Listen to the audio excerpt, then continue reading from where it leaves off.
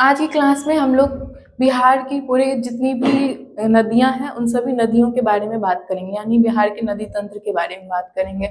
तो सबसे पहले बिहार का ये हमारे सामने मैप है और मैप के यहाँ से सबसे पहले आती है हमारी गंगा नदी, जो बिहार में सबसे बड़ी नदी है। तो सबसे अगर बात करें तो बिहार में ये 445 किलोमीटर जो है वो गंगा नदी जो है गंगा नदी की लंबाई है।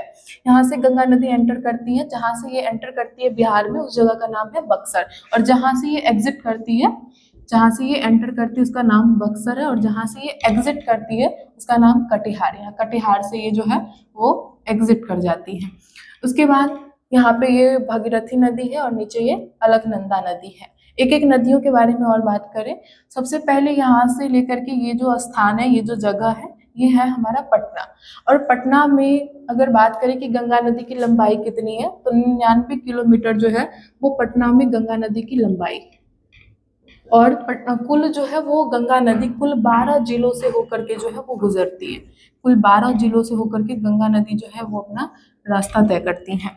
सबसे पहले है हमारा घाघरा नदी। घाघरा नदी जो है, ये जो नदी हमें दिखाई दे रही है, ये हमारा है घाघरा नदी।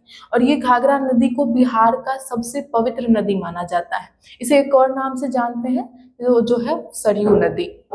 उसके बाद दूसरा जो नदी है जस्ट इसके आगे, वो है गंडक नदी। और गंडक नदी को जो है वो यूपी में नारायणी नदी के नाम से भी जो है वो जाना जाता है। गंडक नदी यहाँ पे आकर के जो है वो गंगा नदी से मिल जाती है। जहाँ पे ये मिलती है उस जगह का नाम है हाजीपुर। और ये बहुत ज्यादा इंपॉर्टेंट क्वेश्चन है अपने आप में कि जो गंडक नदी है वो गंगा नदी में कहाँ से आकर के मिलती है। तो ये जो जिस जगह पे मिल रही है जगह है हमारा हाजीपुर। उसके बाद है हमारे ये सोमेश्वर पहाड़ी है, सोमेश्वर पर्वत है, और यहाँ से निकलती है बूढ़ी गंडक। बूढ़ी गंडक निकलती है और निकलने के साथ ही ऊपर में जो है वो बागमती नदी से मिल जाती है। बागमती नदी से यहाँ पे मिलने के साथ ही जो है ये यहाँ आकर के गंगा नदी में मिल जाती है। इसके आगे है हमारा कमला नदी, जो कि कोसी नदी से आकर के यहाँ मिलती है, और मिलने के साथ जो है वो कुर्सेला नामक जगह पर जो है वो गंगा नदी से मिल जाती है। उसके बाद हमारा ये जो है ये क्यूल नदी है और ये हमारा अजय नदी है।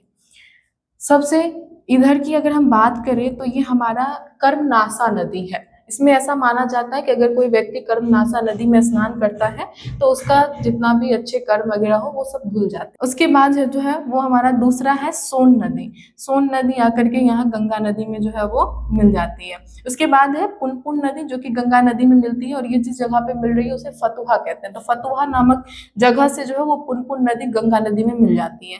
इसके बाद है फल्गु नदी, यानी निरंजना नदी भी इसको कहा जाता है।